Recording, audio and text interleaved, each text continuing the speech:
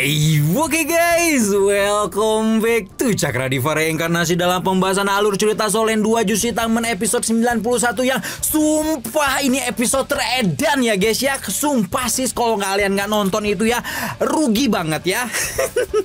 Seperti biasa kita review dulu pembahasan alur cerita episode sebelumnya di mana pertempuran tim antara Sekte Tang dan Sekte Roh Kudus berlangsung dengan sangat sengit dan meskipun hanya bisa bertarung dengan dua anggotanya, Sekte Roh Kudus utamanya sang Master Roh Naga Tulang Yanfeng masih mampu memberikan tekanan luar biasa kepada Yuho dan kawan-kawan. Namun Yuho memang bukanlah Master Roh sembarangan karena di tengah pertempuran sengit itu dia unjuk kemampuan mata rohnya yang telah mengalami kebangkitan kedua juga melakukan fusi 3 roh pelindung dengan air mata kesedihan pemberian Wang QR yang melahirkan sosok Dewa Naga kupu-kupu emas ungu. Nah, di episode kali ini kita akan melihat betapa OP-nya naga kupu-kupu ungu emas dan ternyata fusi 3 roh pelindung itu bukanlah satu-satunya kartu truf yang Yuho miliki karena di tengah pertandingan Mbak Bingbing yang sudah tidur begitu lama akhirnya bangun sehingga pemilik mata roh itu bisa menunjukkan kekuatan dari 3 binatang roh ratusan ribu tahun yang bersemayam di dalam dirinya. Tanpa lama-lama langsung aja kita ucapkan kata kuncinya 3, 2, 1. Apa? Tulis dong di kolom komentar.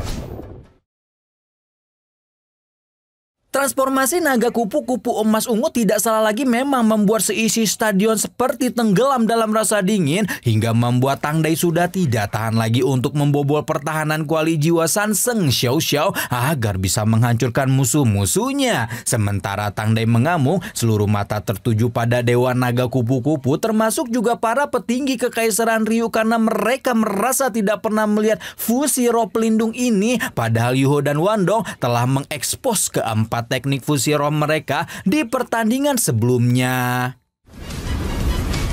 Nah, ketika semua orang benar-benar fokus pada transformasi naga kupu-kupu emas ungu, Tang Dai telah melepaskan diri dari kurungan kuali jiwa dan langsung merangsek ke arah Xiao Xiao sehingga He Sheto pun segera melompat ke depan tubuh kekasihnya untuk memblokir serangan tengkorak raksasa tersebut. Namun nyatanya plafon meriam He Sheto yang memang sudah kehabisan cukup banyak tenaga dapat dihalau dengan mudah oleh Tang Dai dan pemilik roh pelindung lollipop itu hanya bisa memasang perisai roh untuk melindungi dirinya sendiri dan Xiao Xiao hingga tiba-tiba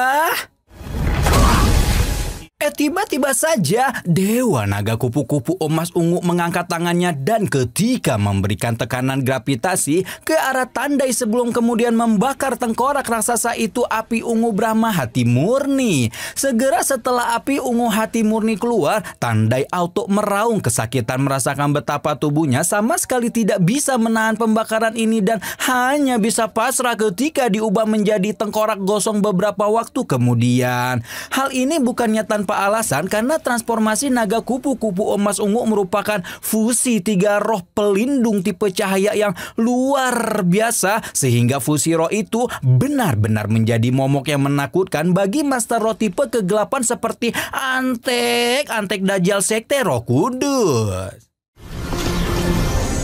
Saking menakutkannya aura yang dipancarkan oleh transformasi naga kupu-kupu emas ungu, bahkan dolu naga kegelapan Long Xiaoyao sampai merasakan ada aura dewa naga yang samar-samar menyebar di Kekaisaran Ryu. Zhong Liwu pun juga terkejut merasakan kekuatan fusi roh ini dan mulai menyangkal dengan gila karena dia belum pernah melihat perkembangan kultivasi sebesar apapun bisa mengubah atribut dasar dari fusi roh pelindung seseorang. Melihat Tang Dai telah dihabisi, Yanfeng pun tidak mau diam saja dan melepaskan kekuatan naga tulang yang entah bagaimana ceritanya bisa meningkat satu level lagi sehingga kekuatannya saat ini dapat disepadankan dengan Master Roh Super level 80-an.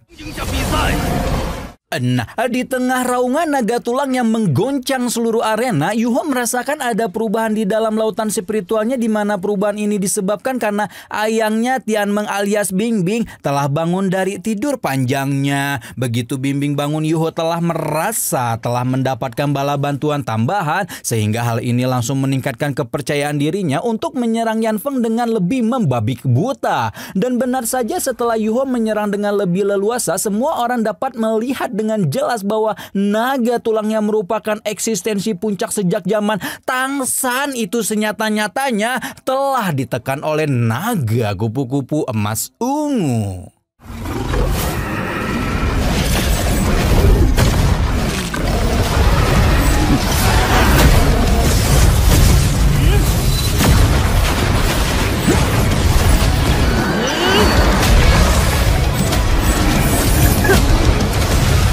Naga tulang dihempaskan menubruk lantai arena tempur yang memang sudah porak-poranda, di mana hal ini bukannya membuat Yanfeng merasa tertekan, namun malah semakin berambisi untuk menghancurkan Yuho berkeping-keping. Entah metode kultivasi jahat apa yang digunakan oleh Yanfeng, namun beberapa saat kemudian naga tulang melepaskan api berwarna biru yang bahkan membuat Bimbing merasa waspada, karena menurut Ratu Kalajengking es tersebut, api biru es yang dikeluarkan oleh Yanfeng merupakan api jahat yang dapat disebandingkan dengan es ekstrim miliknya.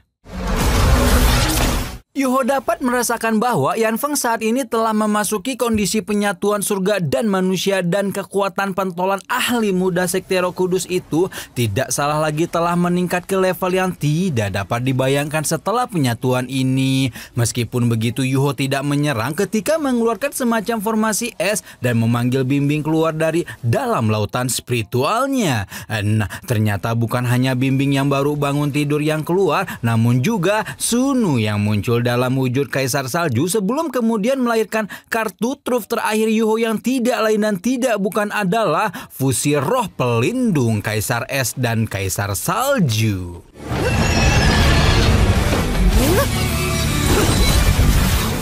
Ketika Bimbing menyatu dengan Sunu, kekuatan es ekstrim langsung melejit sampai batasnya dan berhasil mengurung naga tulang dalam penjara es yang membekukan semesta. Meskipun begitu, naga tulang tampaknya masih belum mau menyerah begitu saja dan meraung dengan kencang ketika memutar sayapnya untuk menghancurkan penjara es sebelum melesat ke depan untuk menelan Yuho bulat-bulat. Namun Yuho hanya tersenyum kecil ketika melihat tindakan Yanfeng, karena beberapa saat kemudian ada semacam energi roh yang menahan tubuh naga tulang, diikuti dengan keluarnya wujud asli Sunu dan Bimbing ketika memanggil pedang Kaisar Es Salju bersama-sama untuk menghancurkan naga tulang.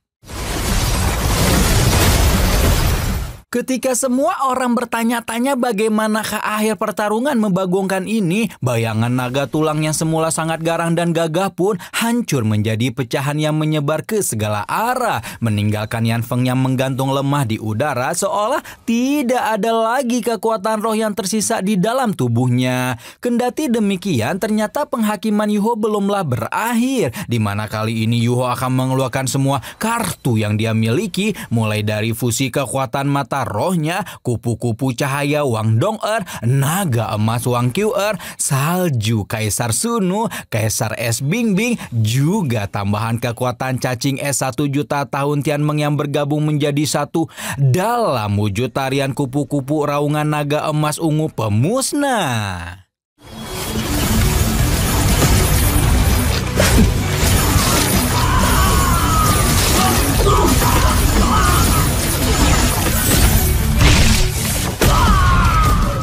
Baru setelah serangan terakhir Yuho keluar, Yanfeng merasakan seluruh tubuhnya tercabik-cabik oleh kekuatan tak kasat mata yang datang dari segala penjuru mata angin, hingga menyebabkan ledakan dahsyat menghancurkan hampir semua meridian di tubuhnya ketika jatuh tanpa daya ke reruntuhan arena tempur. Setelah menyaksikan ini, Zheng Jian bahkan hanya bisa menghela napas karena kekuatan fusi terakhir yang Yuho tunjukkan tidak lagi berada di level Master Roh Super, melainkan telah berada di tingkat Master Dunia Roh. Yuho dan Wandong kembali pada wujud aslinya, sementara Yanfeng susah payah duduk di atas lututnya ketika mengaku kalah dan meminta Yuho untuk segera memodarkannya.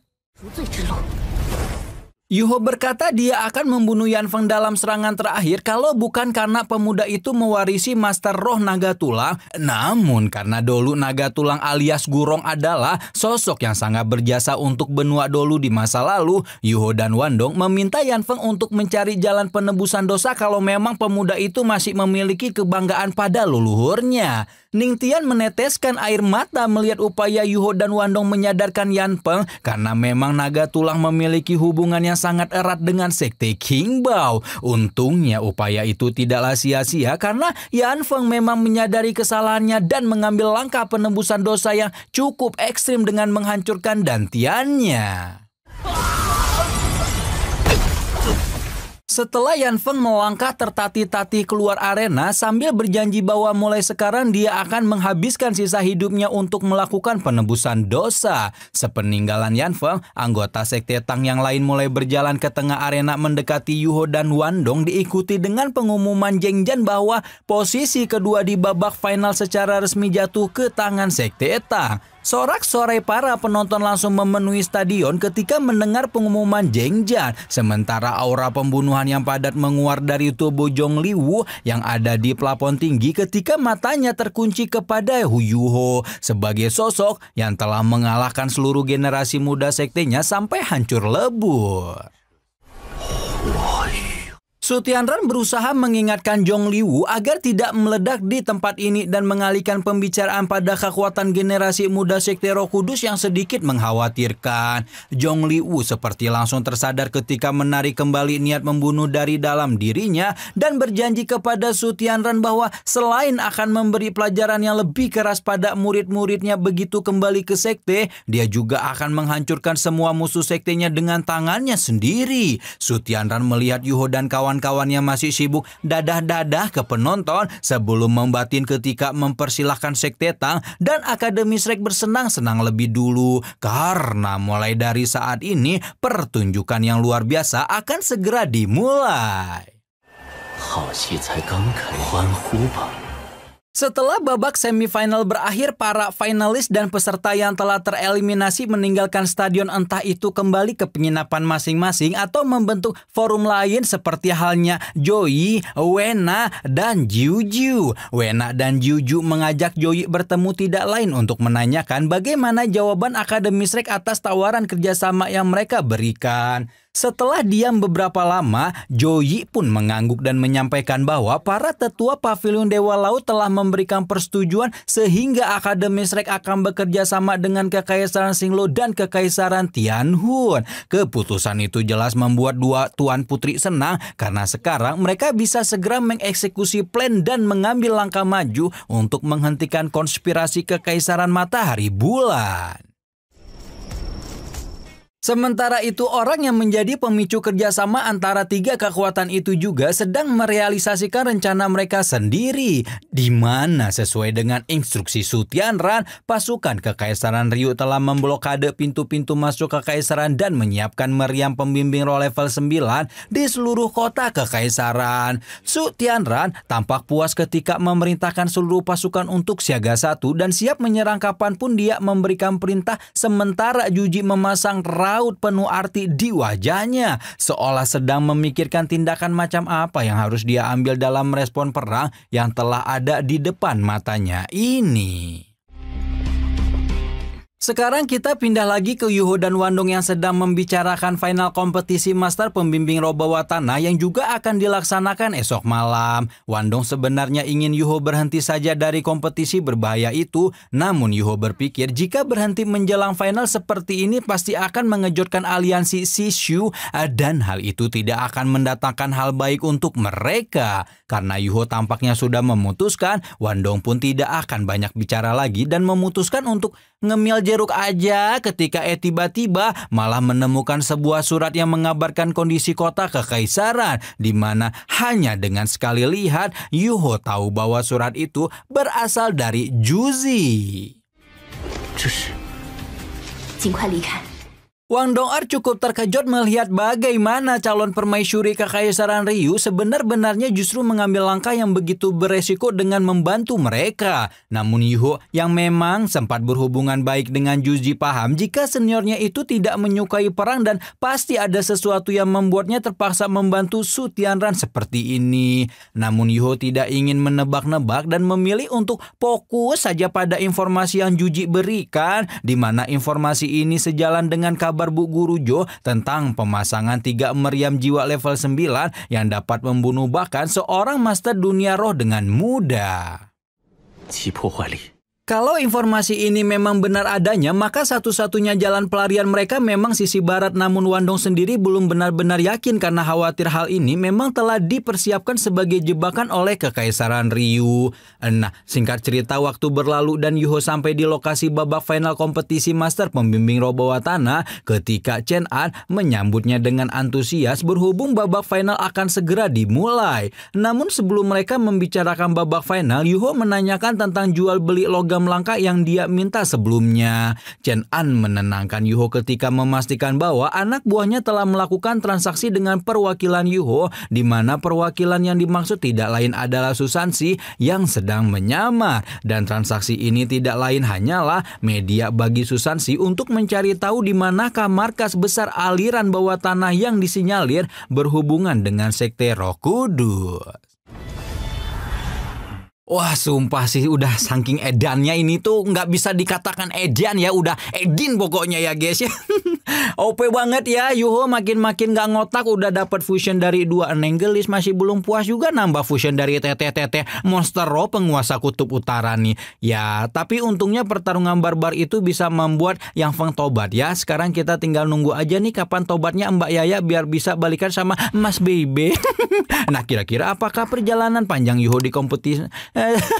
Udahlah, capek.